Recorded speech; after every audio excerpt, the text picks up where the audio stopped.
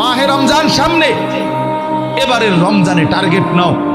30 দিনের রোজার মাধ্যমে দিল থেকে আল্লাহর কাছে এইভাবে 30টা দিন হাতে গুনে তুমি আল্লাহর সাথে ওয়াদাবদ্ধ হও যে আল্লাহ 30 দিন আমি রোজা রাখবো। এবং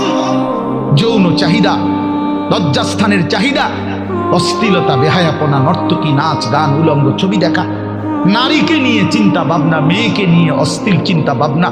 অবৈধ কোনো প্রেম সম্পর্ক, হারাম কোনো রিলেশন, এই সব ত্যাগ করে বন্ধু 30টা দিন মনোযোগ দিয়া রোজা রাখো, তারাবি পড়ো, ইফতার করো, সাহারি করো, তাসবিহ পড়ো, তেলাওয়াত করো, কোনো আলেমে দ্বীনের সাথে উঠা বসা করো,